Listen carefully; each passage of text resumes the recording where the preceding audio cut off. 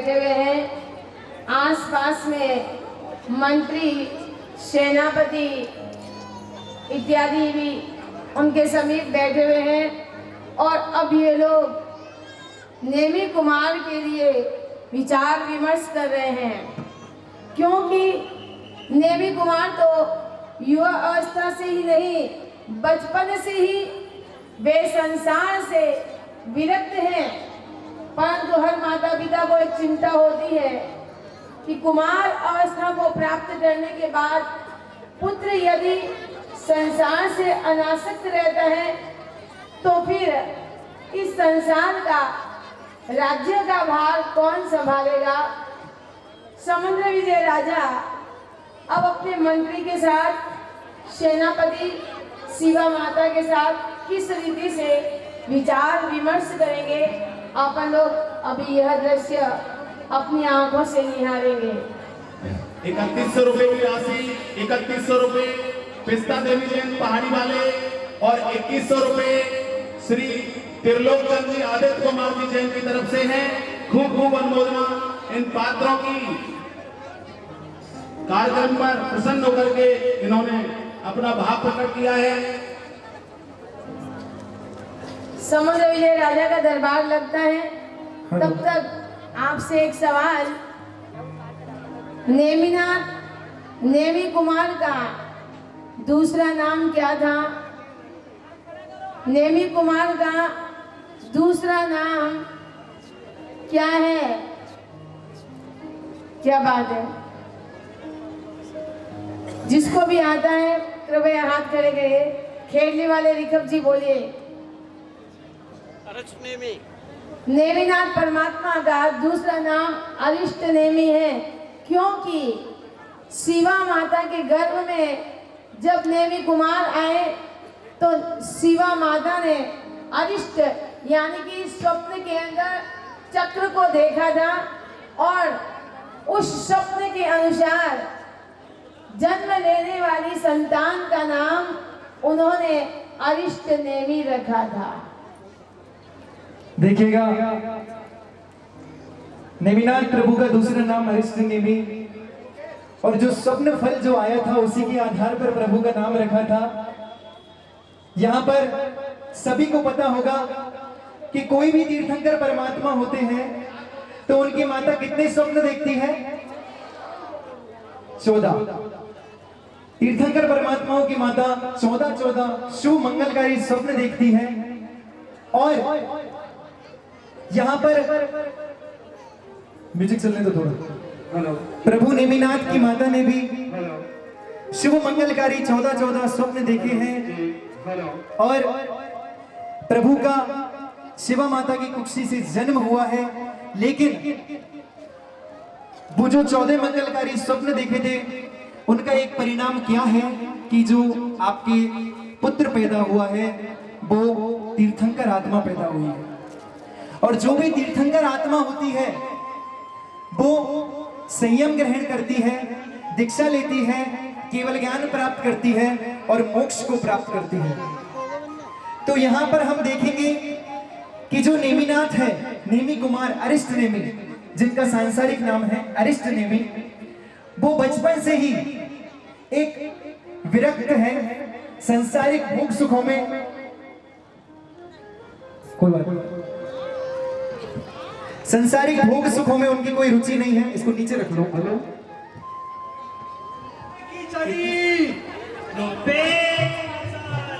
जरियन का जामा मोतियन की माला आजू से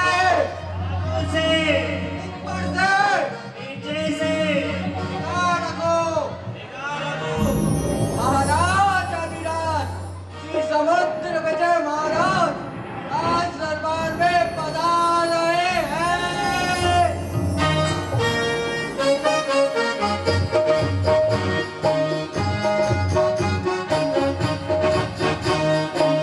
तालियों के साथ महाराजा का स्वागत करेंगे।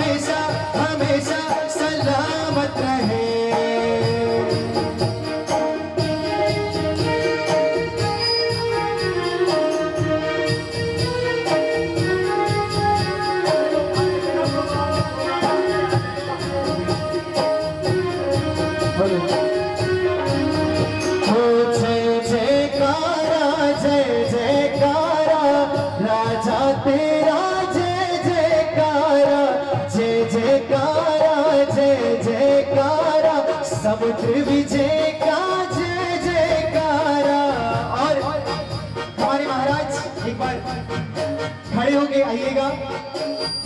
सभी प्रजाजनों को आशीर्वाद दे रहे हैं। एक बार जोरदार तालियों के साथ महाराज का हम स्वागत करेंगे, उनका उत्साह वर्धन करेंगे। और क्या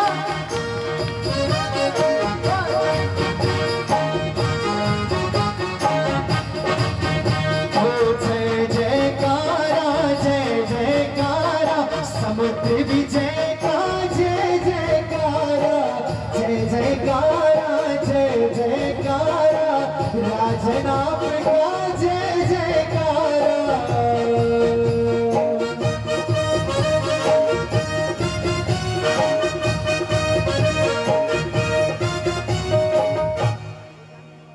और शौरीपुरी नगरी में महाराज आदिराज पधार गए हैं और हम यहाँ पर देखेंगे कि किस तरह राजा अपने मंत्री के साथ विचार विमर्श कर रहे हैं। आइएगा। महाराज अधिराज श्री समुद्र विजय महाराज को बड़ी खंबा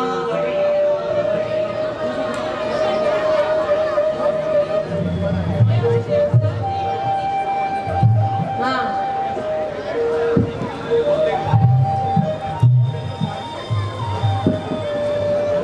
प्रणाम राजन।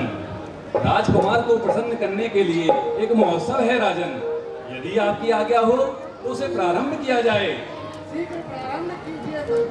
जो आज्ञा महाराज।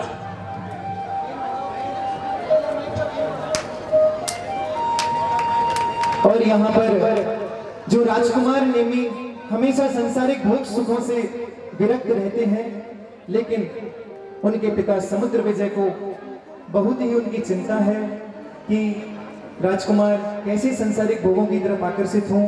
तो मंत्रीश्वर के द्वारा उनके लिए, उन्हें प्रसन्न करने के लिए एक महा महोत्सव का यहाँ पर आयोजन किया गया है।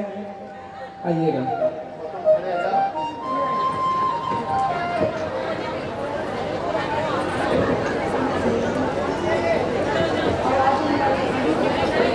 साउंड वाले थोड़ा सा साउंड की ओर ध्यान दीजिए।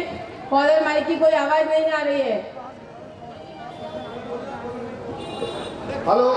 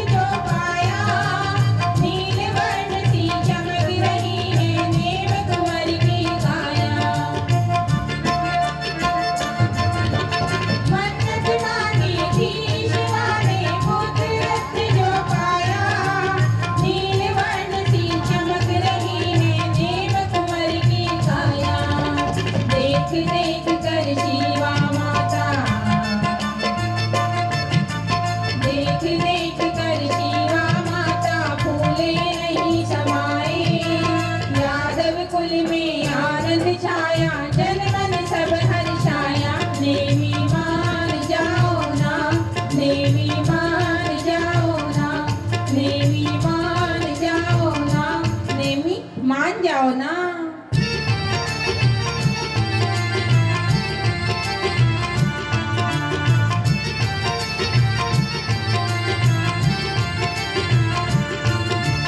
धन्य बनी है द्वारिका नगरी।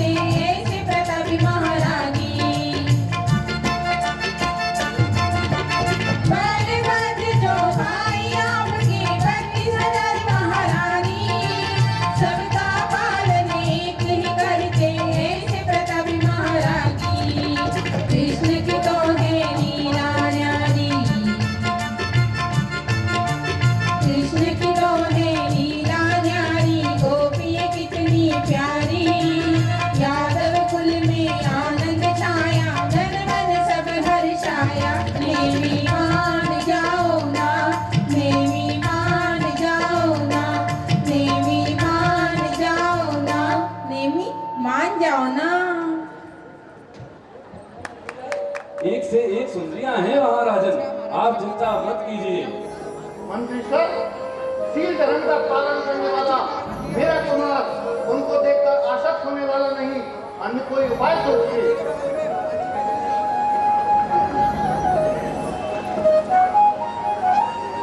महाराज की जय हो, विजय हो। राजन, महारानी शायरा राज दरबार में आना चाहती है। उन्होंने पूछा है कि उनके आने से राज्य कार्य में कोई बाधा तो नहीं होगी। जाओ प्रियंवदे, महारानी से कह दो वे यहाँ निसंकोच पधारे। जो आज्ञा महाराज। उनकी प्रतीक्षा कर रहे हैं। मंत्री सर, कुमार के इस प्रकार के आमोद प्रमोद के साधनों में व्रत रहने पर महारानी असीम दुख का अनुभव करती है। महाराज की जय हो। महाराज, महारानी साहिबा राज दरबार में पधार रही है। और महारानी साहिबा पधार रही है।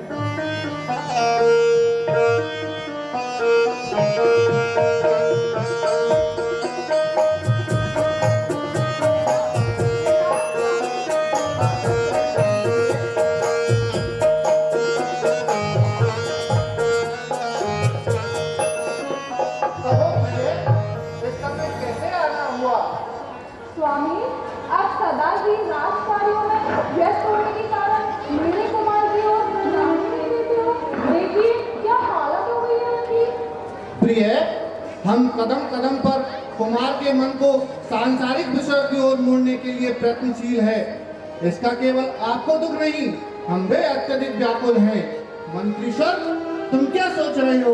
राजन, कुमार अष्टनेमी की एकांत प्रियता और आपकी गंभीर मनोदशा को देखकर अब हमें भी चिंता होने लगती है। इसका एक उपाय है राजन। बताइए मंत्रीवर, वो क्या उपाय है? राजकुमार को मनोविनोद के लिए भेजने का प्रयत्न किया जाना चाहिए। तो क्या आपको विश्वास है कि इस तरह आप राजकुमार को आध्यात्मिक की गहराई में जाने से रोक सकोगे? महाराज, विश्वास ही तो जीवन है। एक अन्य उपाय और भी है। है क्या मंत्री सर? राजकुमार का विवाह कर देना चाहिए ताकि। सुन रही हो महारानी जी, अब हमें चिंता नहीं करनी चाहिए। चिंता का विषय तो मंत्री सर ने ढूंढ ही लिया है। क्या मेरे स्वप्नों का फल, जिसका स्वप्न पाठकों और विद्वानों ने बताया था, उसका समाधान हो पाएगा? यदि आपकी आज्ञा हो तो मैं सेनापति और कोष अधिकारी के पुत्रों को मेरी योजना समझा दूं। अवश्य अवश्य, सुवश्य शीघ्रम। शुभ कार्य में भला विलंब क्या? जो आज्ञा महाराज, अब मैं चलता हूँ। स्वामी, क्या आपको विश्वास है कि महामंत्री हमारे कुमार को आमोद प्रमोद में लगा सकेंगे? देवी, भविष्य के गर्त में झांक कर देखना बहुत मुश्किल है, पर कर्म करना मनुष्य का धर्म है। होनार को कोई नहीं टाल सकता। चलो विश्राम करते हैं।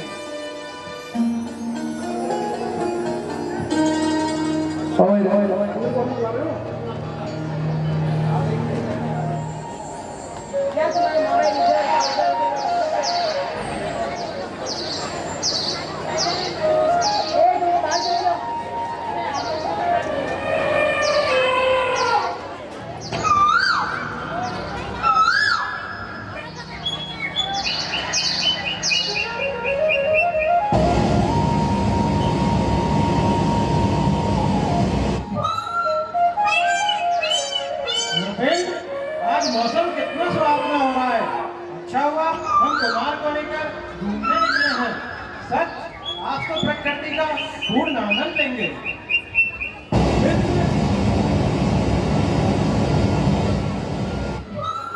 मित्र, मैं मालूम कुमार इस महोत्सव की व्यवस्था में इतने उदासीन क्यों रहते हैं?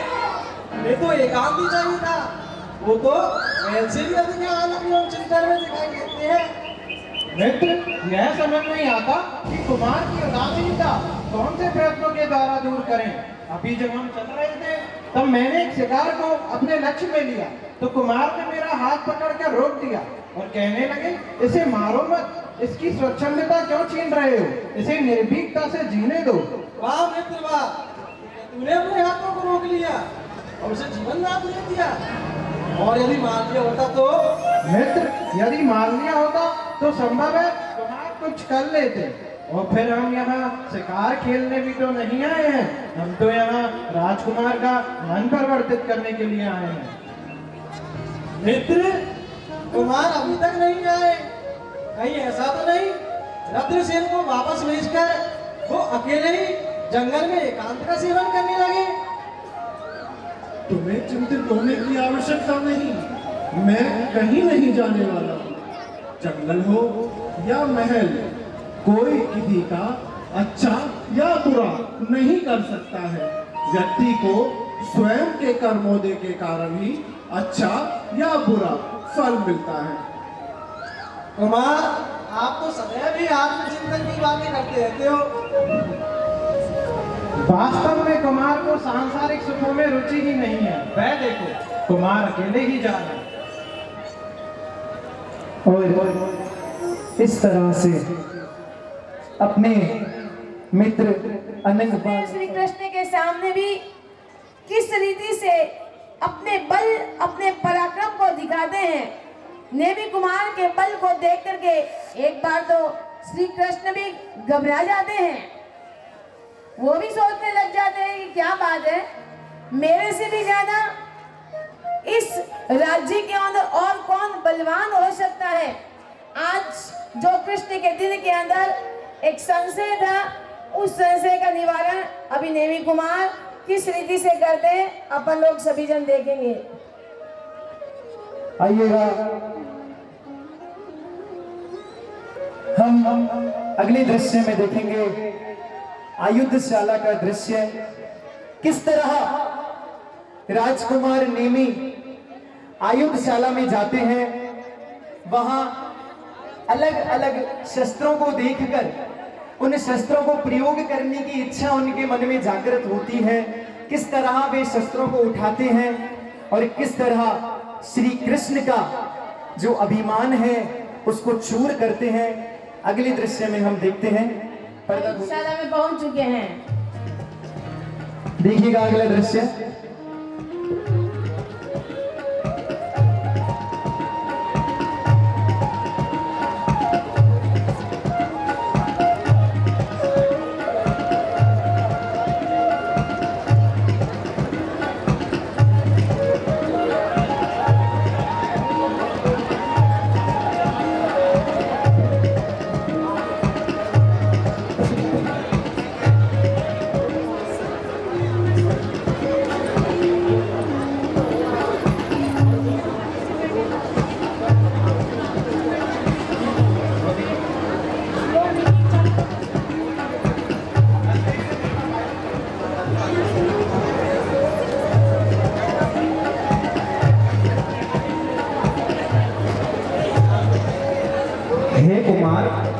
यद्यपि आप वासुदेव कृष्ण के भ्राता हैं, बलवान हैं, तथापि इस संघ को उठाने में समर्थ नहीं है, तो बजाने में कहाँ सामर्थ्य होगा।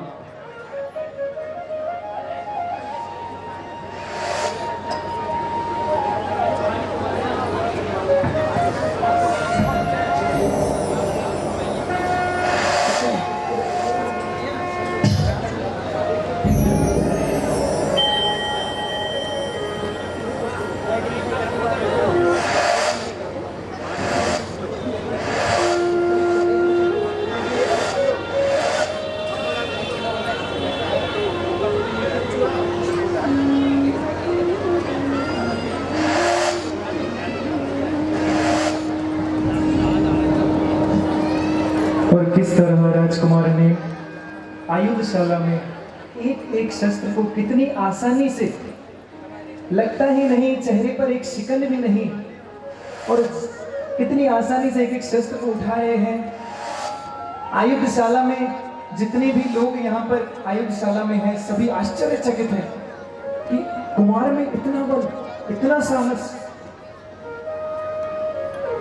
हे कुमार, यद्यपि आप प्रबल पराक्रमी हैं, परंतु इस संघ को बजाना तो दूर।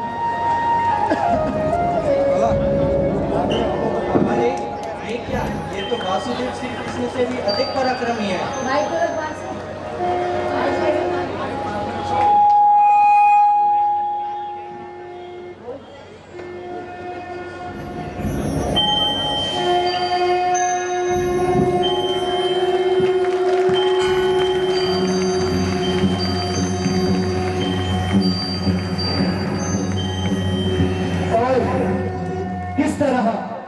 श्री कृष्ण का पंचजन्य जो शंख है, अरिष्ट नेमि कुमार ने इतनी आसानी से बजा डाला।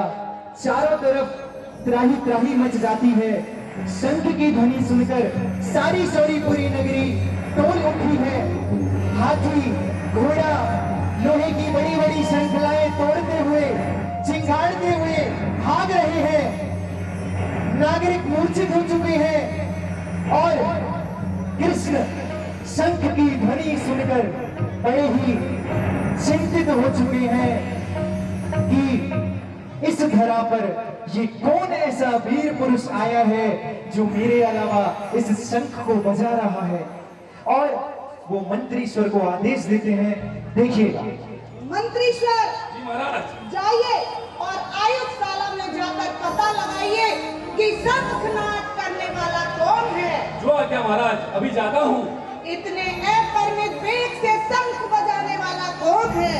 क्या कोई चक्रवर्ती प्रकट हो गया है अथवा इंद्र पृथ्वी पर उतर आए हैं? मेरे शंख के निनाद से तो सामान्यतः राजा भी भौचक्के हो जाते हैं, पर इस अद्भुत अलौकिक शंख ध्वनि ने तो बलराम को भी क्षुब्ध कर दिया है। किसने किया ये दुस्साहस शंखनाद करने का? किसकी हुई ये हिम्मत शंख बजाने की?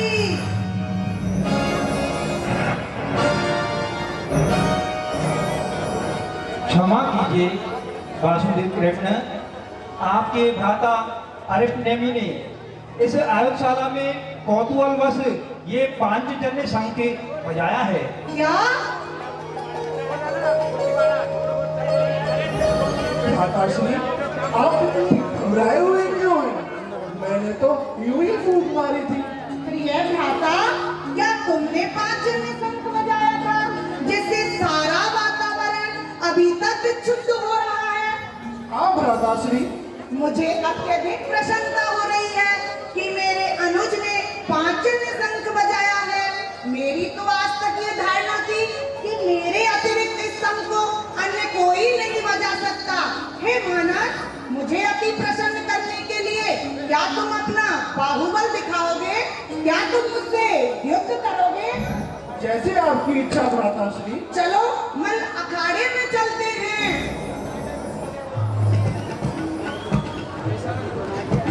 और इस तरह श्री कृष्ण राजकुमार नेमि से चर्चा करते हैं और उन्हें अखाड़े में युद्ध करने का आह्वान करते हैं और दोनों मल्ल अखाड़े की तरफ प्रस्थान करते हैं। आगे देखिएगा क्या होता है। राजकुमार नेमि मन ही मन में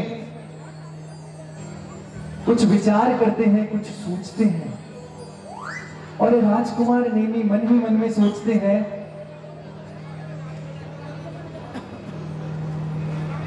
कहीं मेरी भुजाओं, वक्ष और जंघाओं के संघर्ष से, मल्ल युद्ध से अनभिज्ञ मेरे भ्राता श्री कृष्ण को कहीं पीड़ा न हो जाए। भ्राताश्री, धूल में आलोट कर क्या बल की परीक्षा करोगे? मल्ल युद्ध की अपेक्षा भुजा को झुकाने से भी बल का परीक्षण किया जा सकता है। ठीक है नेमि कुमार, चलो हो जाओ तैयार। नेमि कुमार, जरा मेरी भुजा को नीचे झुकाना।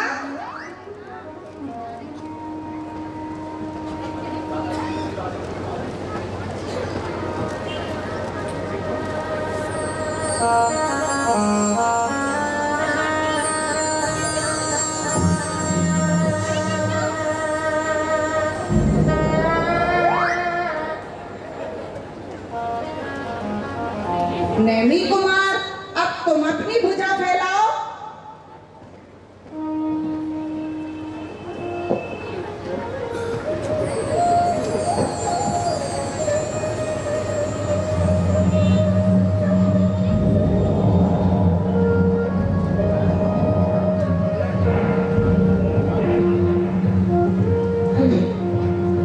वासुदेव श्री कृष्ण को अपने बल पर बड़ा गर्व है कि मेरी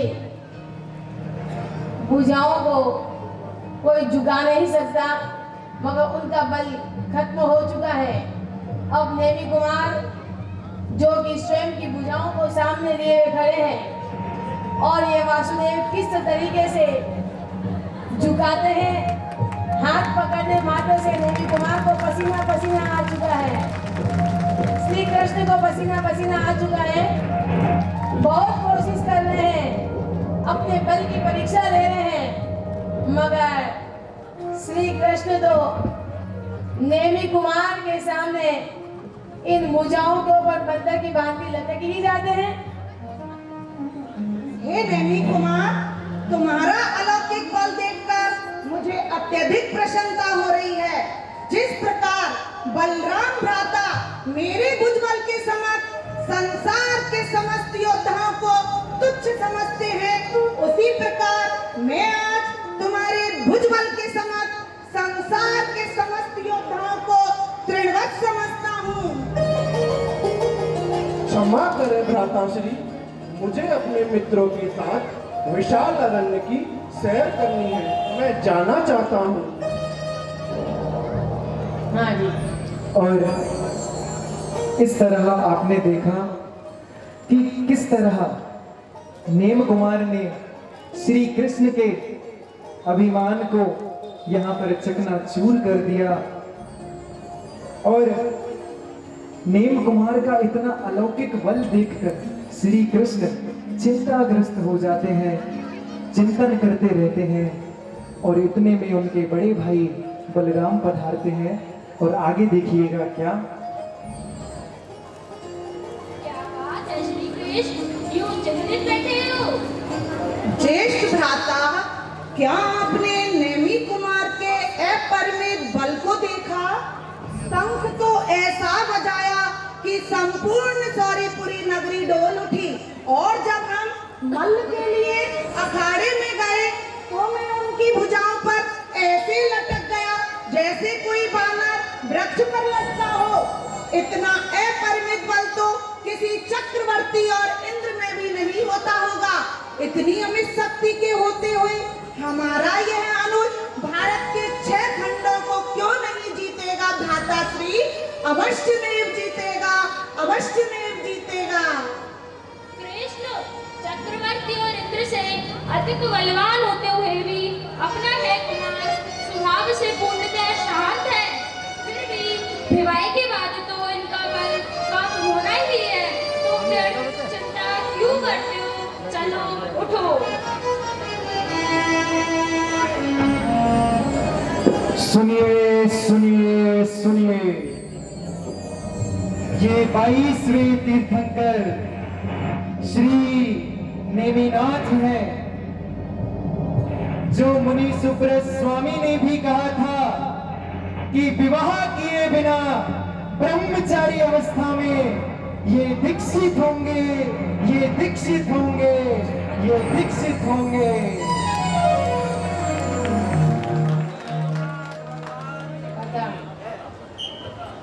देखिए, आज की तारीख में आप अपने बाल में तो सब होता है।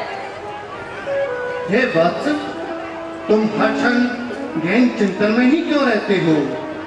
पिताजी, इन सांसारिक सुखों के प्रति मेरा कोई आकर्षण नहीं। क्या इन भोगों से मनुष्य परम पद को प्राप्त कर सकता है?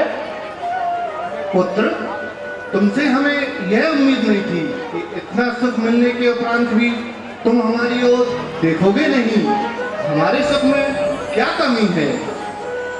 हे पुत्र, तुम्हारी यह उम्र तो खाने पीने मौज शौक की है, संसार के सुखों को भोगने की है। तुमने कभी धूप सर्दी गर्मी सुख दुख का अनुभव भी तो नहीं किया। आप लोग ऐसा मत सोचिए, आप तो बस मुझे आशीर्वाद दीजिए कि मैं उस कठिनतम मार्ग के सर्वोच्च शिखर को स्पर्श कर सकूं। बेटा, क्या तुम मेरी इच्छा पूर्ण नहीं करोगे? माँ, इन संसार के दुष्चक्र से निकलते निकलते मैं थक चुका हूँ। अब इस विकट भवकवी में भटकने का मुझ में किंचित भी सामर्थ्य नहीं, अतः विवाह के चक्र से कोसों दूर ही रहूंगा मैं। बेटा, तुमसे हमें यह उम्मीद नहीं थी कि इतना समय मिलने के उपरांत तुम मेरी ओर देखोगे नहीं। बेटा, तुम यह क्यों भूल जाते हो कि भगवान ऋषभदेव ने भी तो शादी की थी। हमारी भी तो कुछ अभिलाषा है बस। माँ, भोग तो रोग पैदा करने वाले हैं, जन्म मरण के चक्र में वृद्धि करने वाले हैं। योग की साधना से ही शाश्वत सुखों को प्राप्त किया जा सकता है। अब मेरा मन इन रमणीय राजमहलों को विस्मृत कर चुका है। वास्तव में मुझे तो उस पल की प्रतीक्षा रहेगी कि कब मैं आपसे स्वीकृति प्राप्त कर संयम जीवन अंगीकार करूं। बेटा, तुम्हें यह ज्ञात नहीं कि हम तुम्हारे विवाह के लिए कितने उत्कंठित हैं।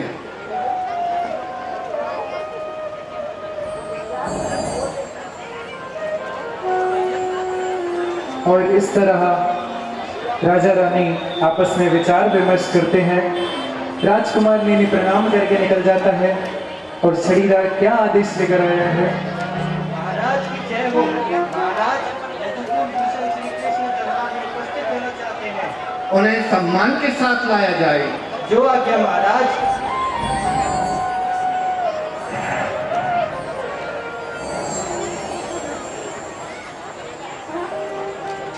अभिवादन स्वीकार हो महाराज। आओ राजकुमार, आज हमारे मन में तुमसे मिलने की प्रबल इच्छा थी। तुम आ ही गए हो तो आओ, बैठो श्री कृष्ण।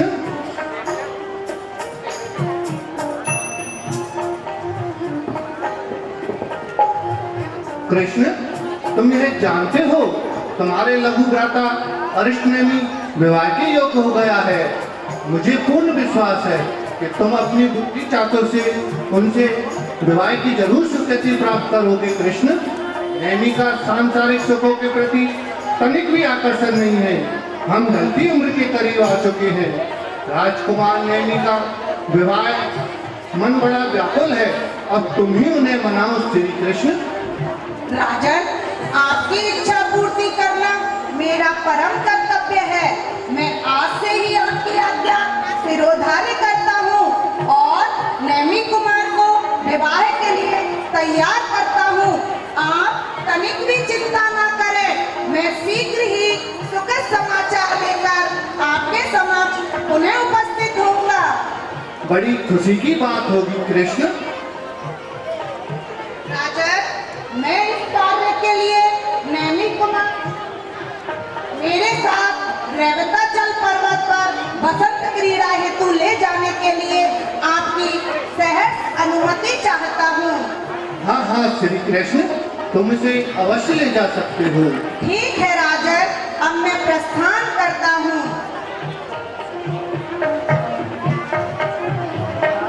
और इस तरह महाराज समुद्र विजय श्री कृष्ण के साथ विचार विमर्श करते हैं कि हे कृष्ण, तुम अपने बुद्धि चातुर दृश्य में देखेंगे कि वो युक्ति क्या थी, किस प्रकार श्री कृष्ण ने अपनी बुद्धि चातुर्य से नेम कुमार को शादी के लिए तैयार किया, उनका मन किस तरह परिवर्तित किया। हम अगले दृश्य में ये सब देखेंगे। देखिए, यहाँ भी होता क्या है, यदि कोई भी लड़का या कोई भी लड़की, हमारे यहाँ चातुर्मास चल रहा है साध्वी भगवंतों का, यदि साधु भगवंतों का भी यहाँ चातुर्मास चले और कोई भी हमारे समाज का लड़का लड़की महाराज साहिब के पास कुछ सीखने के लिए जाए, सुबह का प्रतिक्रमण करने के लिए जाए, शाम का प्रतिक्रमण करने के लिए जाए, साहिब जी से गाथा लेने के लिए जाए, साहिब जी के पास सामायिक करने के लिए जाए, तो हमारी क्या आदत होती है जनरली, हम उसे बोलने लग जाते हैं, अरे मुमुक्षु भाई, मुमुक्षु भाई, मुमुक्षु भाई, बोलते हैं कि नहीं? हालांकि उसके मन में अभी वैराग्य के भाव नहीं है, उसको केवल धर्म करना है, जिन शासन की जाहू जलाली करनी है, साधु साध्वी भगवंतों का सानिध्य जो मिला है उसका लाभ उठाना है। वो केवल अपनी क्रियाओं को ही करता है, लेकिन हमारी क्या आदत होती है, हम उस व्यक्ति पर पर्टिकुलरली मुमुक्षु का टैग लगा देते हैं। हम बोलते हैं अरे ये तो दीक्षा लेने वाला है।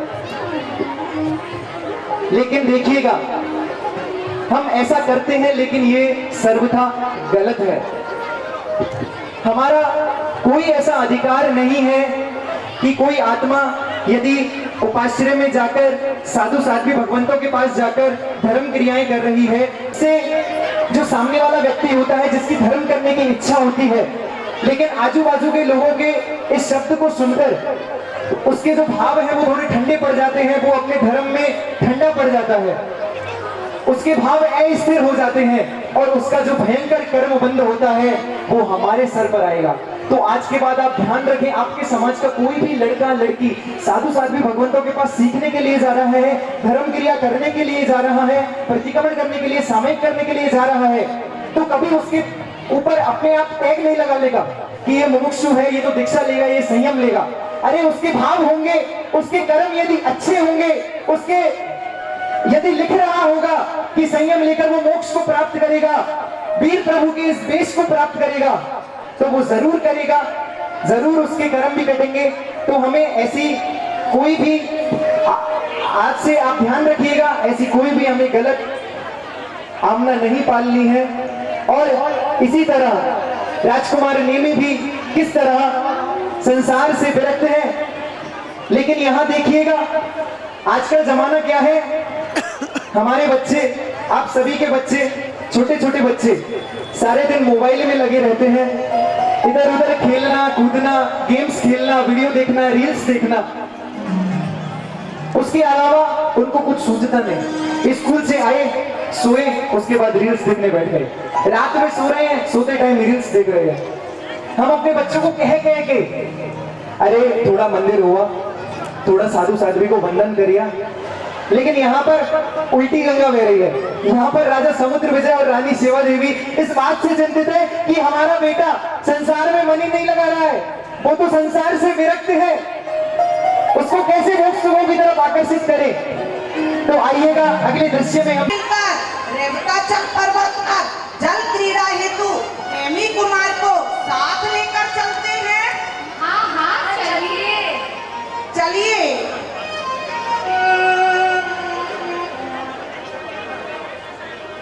और किस तरह कृष्ण की पटरानियां कृष्ण को चिंतन मुद्रा में देखकर उनसे जब कारण जानती हैं तो उन्हें पता लगता है कि उनके देवर जी नेमी कुमार संसार से विरक्त हैं। उनको किस प्रकार विवाह के लिए मनाया जाए, विवाह के लिए उनको किस तरह राजी किया जाए, और किस तरह आपस में रेवताचल पर्वत पर ये चर्चाएं कर रहे हैं।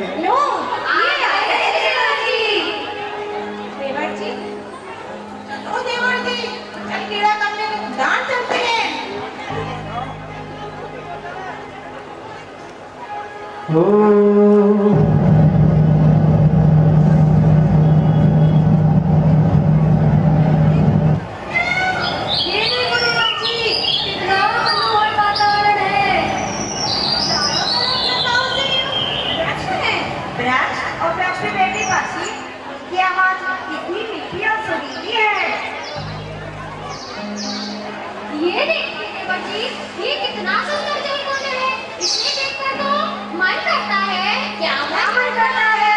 इसे देखकर तो मन करता है। क्या मन करता है? इसे देखकर मन करता है होली खेले। अरे होली खेले,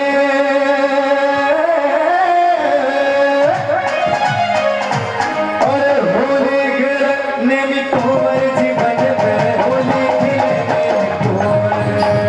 होली खेले नेमी कुमार जीवन में, होली खेले। तालियां बजाते हुए नेमी कुमार जीवन में, होली खेले नेमी कुमार। मिल आवे काला की रानी, मिल आवे काला की रानी, मिल आवे काला की रानी।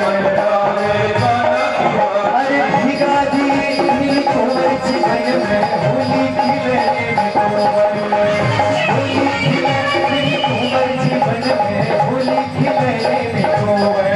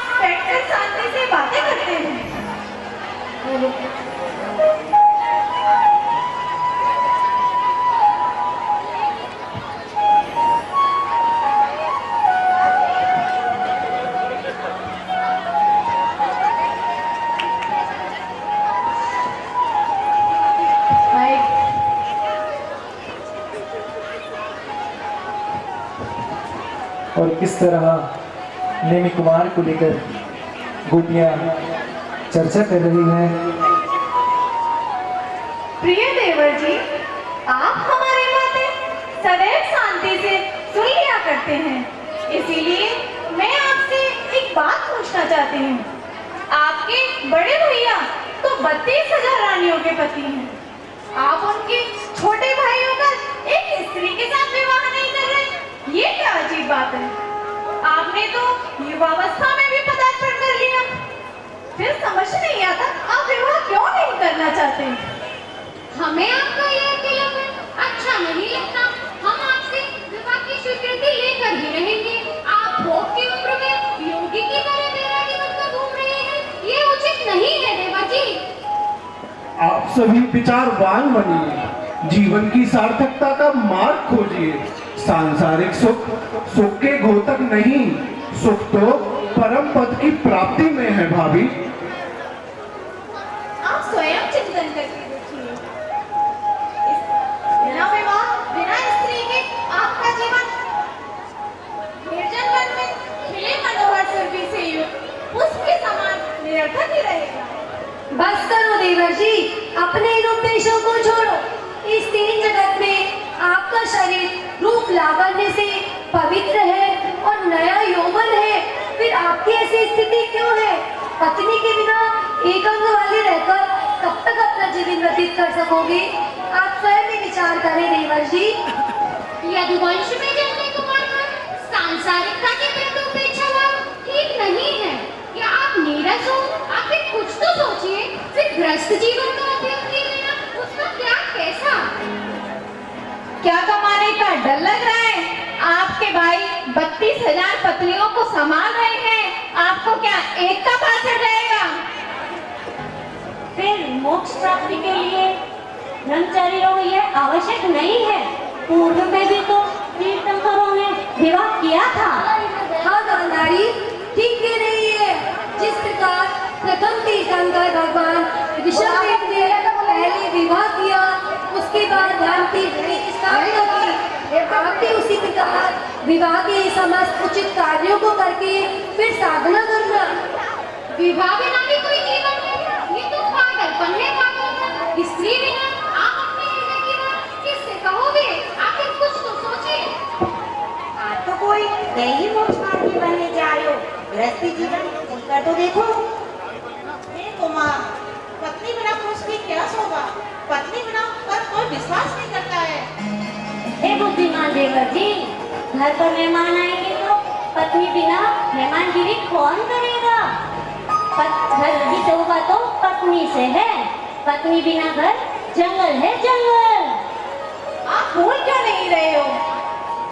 आप बोल क्यों नहीं रहे हो? आप ही के वंश के मनुष्यों का स्वामी हुए, वो भी पहले विवाहित हुए, फिर उन्हीं धर्म को अंगीकार किया। क्या आप ही ऐसे नए मुमुक्षु हैं जो पूर्व पुरुषों के पद को त्याग करके स्त्री भोग विषयादि से विमुख हो रहे हो? ओ, आप लोग यह क्यों नहीं समझ पा रही हैं? इस संसार के दुष्चक्र से निकलना कितना मुश्किल है। मोहों में लिप्त प्राणी आत्म उपासना को छोड़कर वासना को ही श्रेष्ठ मान बैठता है।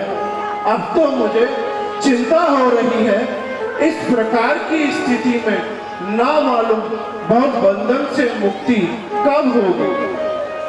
हे यदुकुल भूषण महाबली अश्विनी, आप वंश परंपरा का अतिक्रमण कर रहे हैं। प्रेम से समझाने पर समझ नहीं है। आपके माता पिता भाई भाभी सभी आपको समझा रहे हैं, फिर भी आप समझ नहीं रहे। अब और अधिक सहन नहीं होगा। विवाह तो पवित्र बंधन है। पति पत्नी दोनों मिलकर उन्नति के सोपान पर वंश परंपरा को ले जा सकते हैं। हे सत्यभामा, धैर्य धारण रखो। हे कुमार, सत्यभामा ठीक ही कह रही है। नर नारी बिना मनुष्य का जीवन अधूरा है। अगर नर नारी नहीं हो तो मनुष्य का अस्तित्व कैसे रहता? स्वीकृति प्रदान कर दो जी, स्वीकृति प्रदान कर दो। देवर जी, आप तो बड़े ही ज्ञानी हो। क्या भगवान आप ही बनने जा रहे हो? शांतिनाथ भगवान ने क्या 64,000 स्त्रियों के साथ विवाह नहीं किया था? पुत्रोत्पत्ति उन्होंने नहीं की थी? आए बड़े नटखटी, जो उनसे भी आगे बढ़े जा रहे हो। बोलो, विवाह बिना क्या भगवान नहीं बन सकते? आए बड़े बैरागी। स्वीकृति प्रदान कर दो देवर जी, स्वीकृति प्रदान कर दो। देवर जी, नहीं